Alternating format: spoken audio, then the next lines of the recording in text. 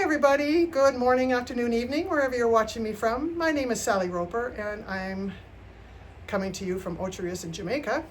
It's a beautiful sunny afternoon. My kiln is ready to unload, but there's just a couple of things I want to discuss with you before I get started with the unloading, and I'll try and make it very quick. First of all, I want to thank people who reached out to me for the recent loss I had. My husband passed away in December. And I have received some really wonderful messages from the clay share community, from the pottery community, and I'm really eternally grateful. And thank you very much. It goes a long way to comfort me. So I'm just going to leave it at that. Thank you very much. I'm doing okay. I have good days and bad days.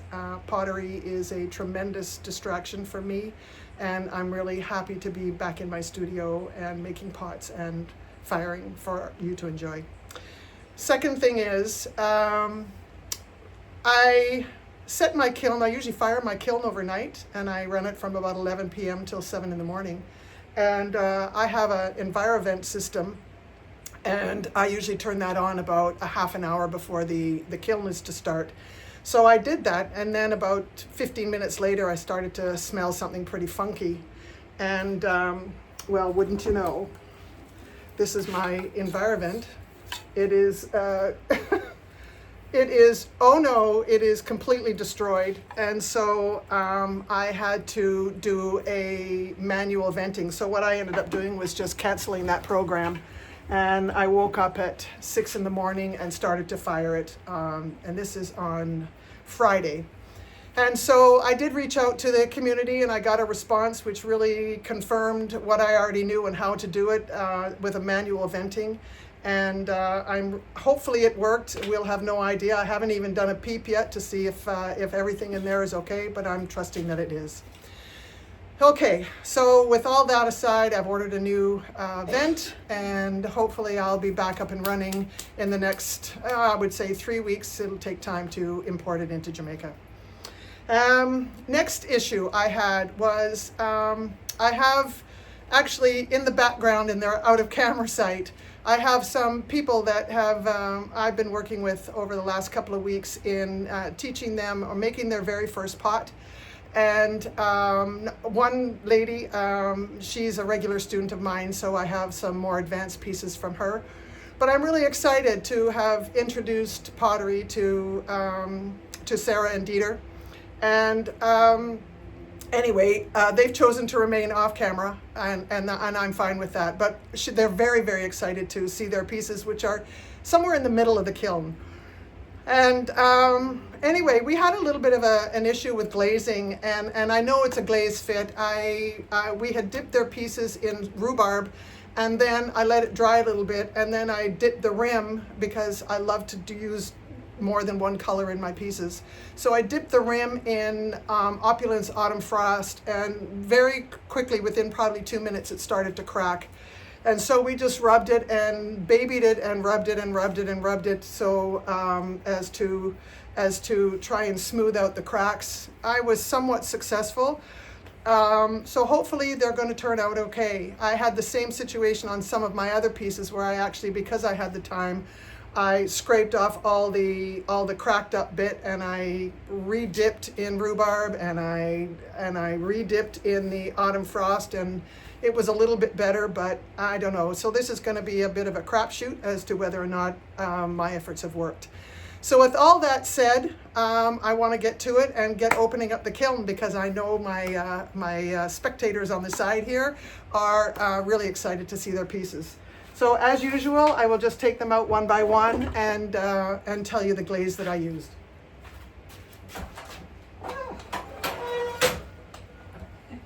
So the first pieces I'm going to take out belong to Liz, and they're just snowflakes. Because of the death of my husband, I didn't get to doing any firing.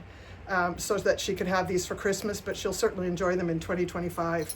So she's just got a few, and I bought these ceramic kiln posts, not kiln posts, but wires. Well, they're not really wires, are they? But I guess bead hangers, and it worked perfectly. There's no bend, there's no anything. I didn't put too many on them because I bought a lot of them. So that worked out really great. So these are just Christmas ornament snowflakes. And these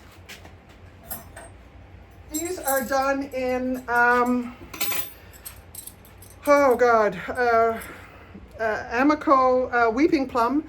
This is Weeping Plum, and this one is Marigold. So I'm going to hand them over to Liz and let her inspect her pieces, and then I'll go to the next one. Right. So these are, Liz, you're going to love them. These are also pieces that Liz made. They're just little soap trays. And we hand built them. We just rolled out a slab, and then we rolled in some texture. We did the fish roller from Jessica Putnam Phillips. And then this is dipped in Opulence turquoise. Obviously we bore a few holes in it, and she's just got these little feet. So it's going to be great. And originally she had quite a bit of a curve and a dip. And I said, we need to kind of get rid of that. We kind of need to make it a little bit flatter. So she did that, and I think this is much better.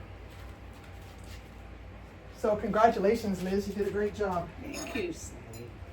And these are just two more of Liz's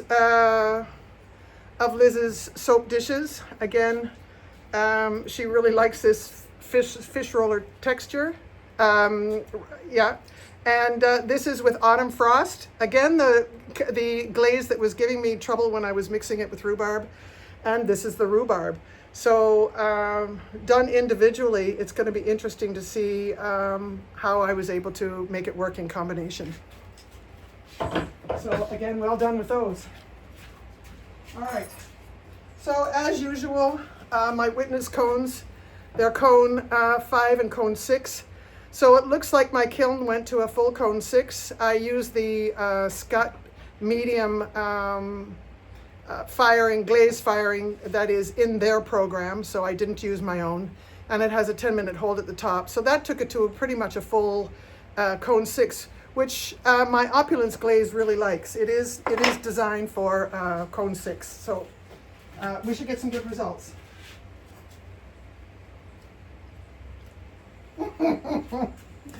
So I made this for Liz, but because she's been a student of mine now for about 3 years. And what she doesn't know is I think she's expecting to pay for it, but it's going to be my gift to her for being such a great student and a good friend over the last couple of years. Anyway, this is a full dip in sea spray, and I put triangle blobs of light flux of makeup. Oh God, I think it's the light flux. You all know light flux. Anyway, I'm having a brain fart. Anyway, I did the triangles, and I did 12 of them around the pot, and then I did 2 pretty thick coats of Indigo Float, which is definitely Amico. So the base is Opulent Sea Spray. The blue is Amico Indigo Float, and the triangles is, I believe it's Mako. It's the light flux. So that turned out really, really, really great, and I'm very happy to give it to you. That's yours. You're welcome. Okay, so this is just, again, while Sarah and Dieter were here, I was showing them how quick it is to throw a cup or a mug or a pot on the wheel, because what I did was we did a hand-built piece of pottery.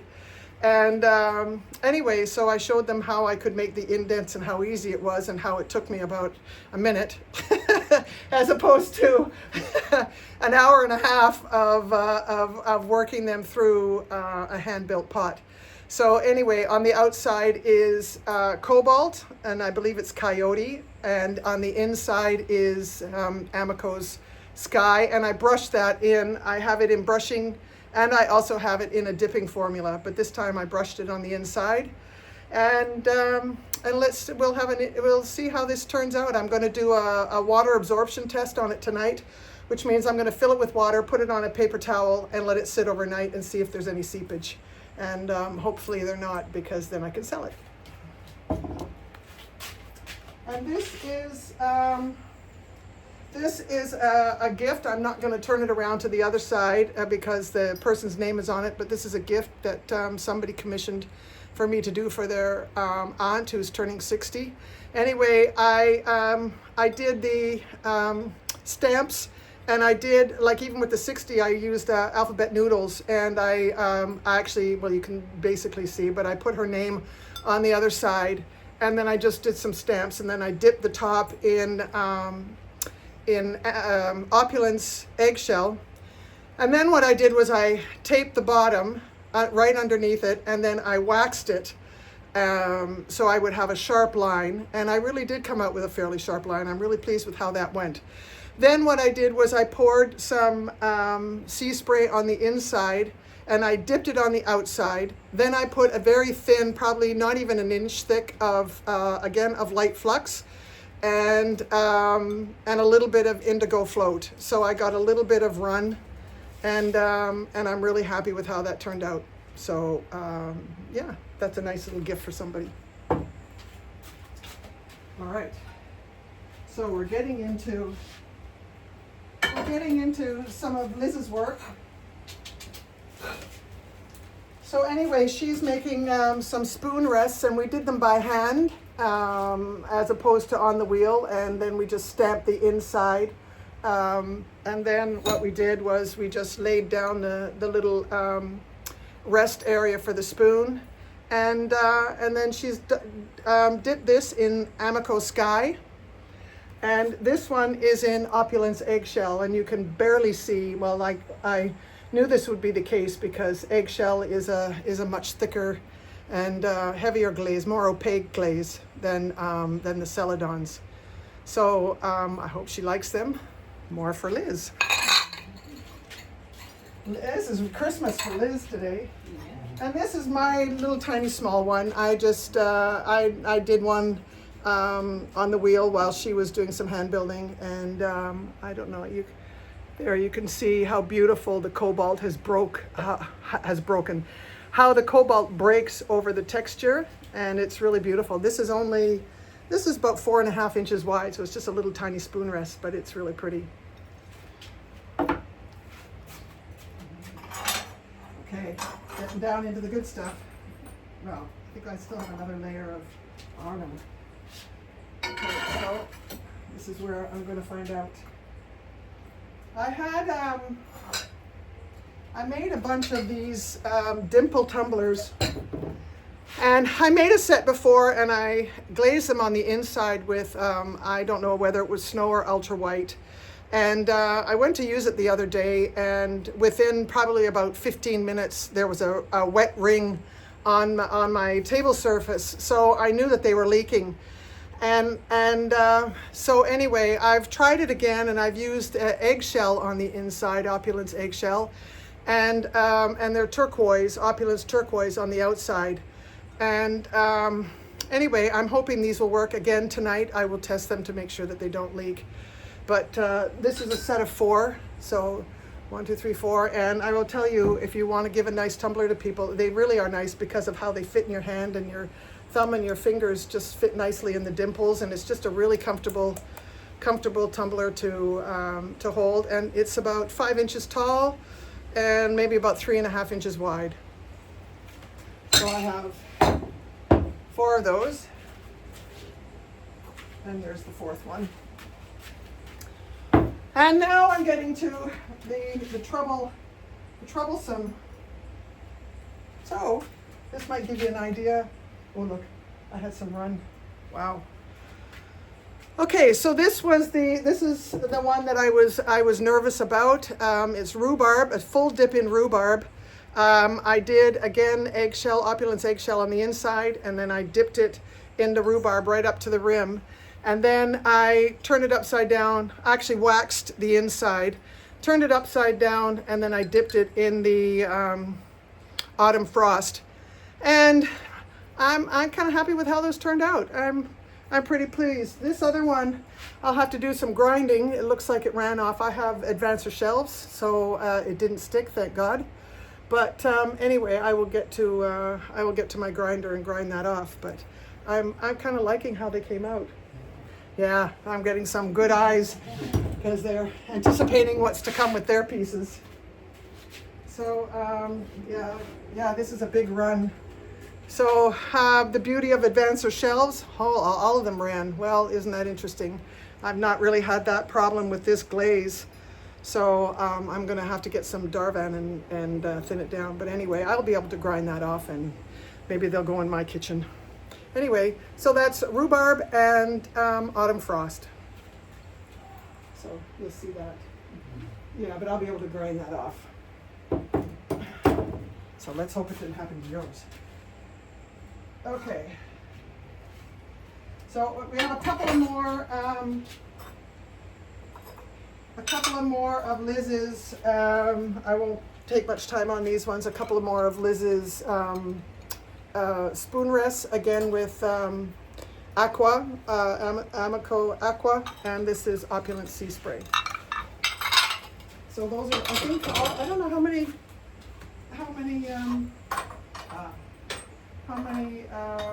spoon rests you did in this. So I think that might be it.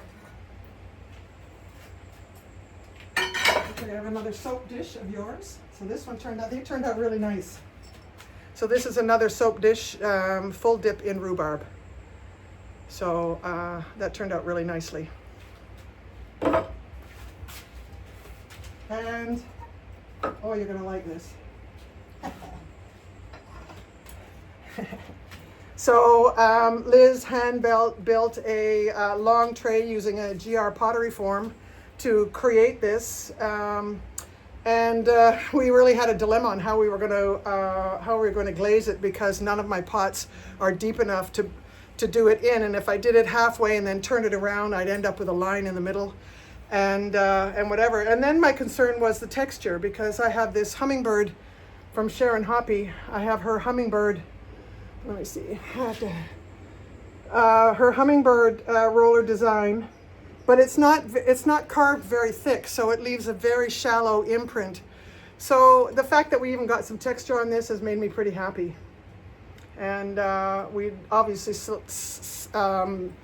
came up with an appropriate way to glaze this. I just got a bucket that was long, like a aluminum roasting pan actually, and poured the glaze over this and took it out fairly quickly, and we got it to work. So I'm really happy about that.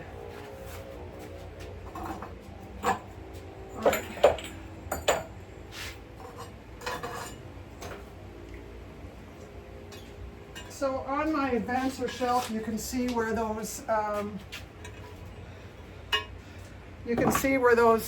three goblets stuck. But I have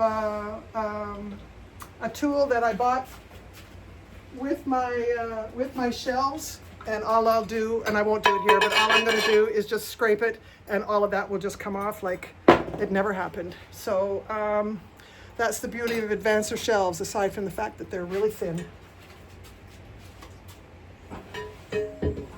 Right. So these are some of my dishes now. I did in showing Liz how to make her soap dishes, I did the same thing, but what I did was I made a tray for mine, so it will sit like that, and they'll come in as a pair. And that's the fish decoration, again done with cobalt. So you see, cobalt just breaks so beautifully over carving and texture. It's just great, and I'm really happy with this. I'm looking at really nice. And the last two soap dishes for Liz. Turquoise, her favorite. I gotta wean her off of turquoise. And and the other one is Autumn Frost by Opulence. Both these glazes are by Opulence, turquoise and Autumn Frost. So again, they're all done with just little feet, and they'll just sit really nicely on the edge of a sink, be it a bathroom or kitchen or wherever she chooses to use them. So I made a set of, these turned out so beautiful. I made a set of nesting dishes. I have a very large plastic Monstera leaf. Monstera. And I just impressed it into a slab of clay, and I used a GR pottery form to make the circle. And then I just trimmed it and cut it and carved it and whatever, and they turned out really great. So the bottom one is like 6 inches. This one is probably 7.5 inches. And the large one is 8. But the beauty about these is they nest so beautifully together. Here, I'm actually gonna, no, I'm not. I was gonna move the camera down, but I think I'll leave it where it is. But anyway, it just makes a nice nesting set of dishes, of trays. So I'm really happy with how those came out. Aren't they nice? It's nice when you admire your own work. All right, ladies and gentlemen, oh dear, we've reached the row of my other guests. And you've got the same problem I had with the running, but anyway, let me not make you wait any longer. So I'm being very careful how I take them out because they've run like the other ones, and I think that's just because my rhubarb is too thick. So that could have been the source of my problem anyway, but you can see, I hope you can see a little bit of the autumn frost has dripped on the inside, and it's gorgeous. And then on the outside, so when I finish this video, I'll take them in and we'll just grind off those bottoms. Or I can do that tomorrow and you can come back and pick them up. But right now they're not safe because that's really sharp and will give you an almighty cut. But these are their hand-built, their very first hand-built mugs. Certainly first from my studio, and I hope if they come back to Jamaica, they'll come back and visit me again and we'll make something else. But anyway, this is, again, I don't know whose rhubarb it is. Something tells me it's coyote rhubarb and opulence autumn frost over the outside. I was really hoping the autumn frost would only run down to about this far so you'd still be able to see the beauty of the rhubarb, but it's very apparent on the inside and not so much on the outside. So I'm going to hand them to them so you can let them, just be really careful how you handle down at the bottom because I don't want you to cut yourself. That's really sharp. All right, if I give you the right ones. Yeah, I did. It's nice and warm. Yeah. So I made some, you've seen me do these before, so I won't take up any time. These are my holy luminaries, and these are dipped in opulence eggshell, and they are about 4 inches wide and about 4.5 inches tall, but they're really fun. And when you put a little votive candle in the bottom of it, it just is beautiful, and the reflection that goes out and shines out, it's really beautiful. It makes a great like tabletop or on a bar or something. If you are entertaining, they make great centerpieces. That's the word I was looking for. All right, so I have a bunch of those. Okay. So I did have a problem. It was definitely, the problem was the rhubarb.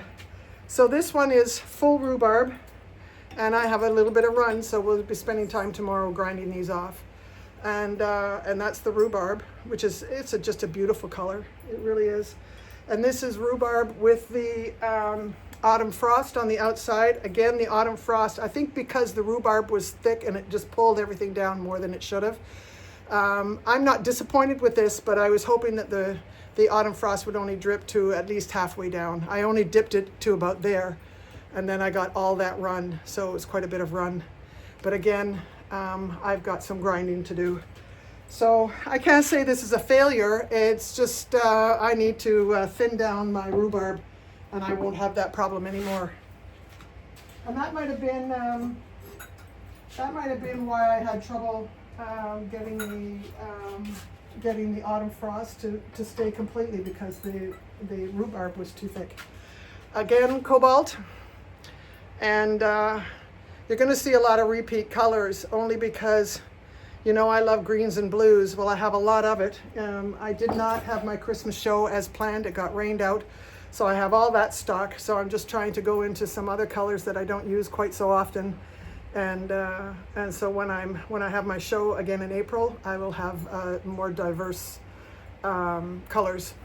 Anyway, this is obviously cobalt, and again, you can see how it breaks over the holes, and you get that lovely white. and that's just natural. I haven't done anything to create that. That just happens naturally.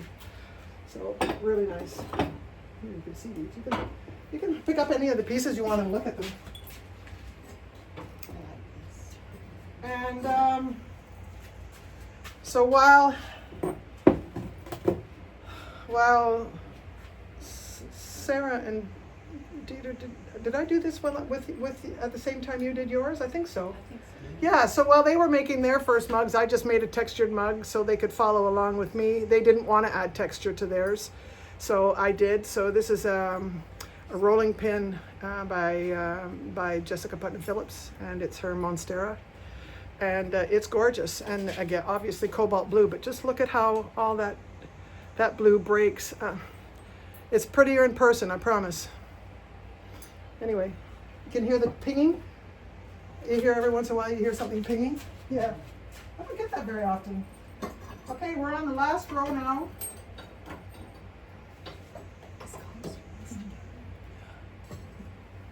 So I have a little bit of shelf cleanup to do. Again, you can see where the rhubarb has left its mark on my shelves, but that's a really easy cleanup. And I can take care of that. I can take care of that in just a couple of minutes. All right. So I did thin down my rhubarb a little bit when I was glazing these pieces. So these are planters, and there are two-piece planters. So this is the top section. Again, just dipped in rhubarb. That's really pretty, and it will sit in this base, and there's a little hole there so you can water, and it just sits in there like that. And what I'm going to do is sell it with a piece of cord that will go up through the hole, and then you can wind it into your soil, and then all you have to do is just add water to this, and it will just keep the soil moist without drowning it. And that's kind of cute. Anyway, I have 3 of these in the bottom row.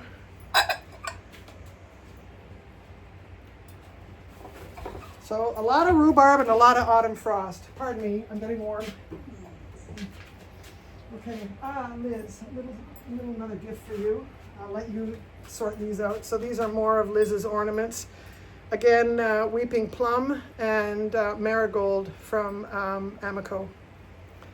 And they should come off fairly easily, Liz.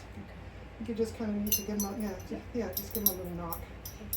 And you shouldn't damage anything. Well, I'm really glad these didn't run because they're on my bottom shelf, which is not an advancer shelf. So this is what the rhubarb and the autumn frost is supposed to look like. Isn't that gorgeous? So I dipped it only to that far, and it ran just that little bit. But I had thinned out my rhubarb, and that's obviously what the problem was in both the glaze fit and everything else. So, and this is the liner pot that will hold the plant, and then this just holds the water, and it will fit like that. And that turned out great. And then the last one I did, you can look there, that's what it should have turned out like, Dieter, with yours. And the last piece is the same one. So I did one in rhubarb, one in autumn frost, and then one with a combination of the two. So this is autumn frost by Opulence, and this is slightly larger. So they graduate in size, and that turned out too. So hopefully somebody will like them. Anyway, that's it.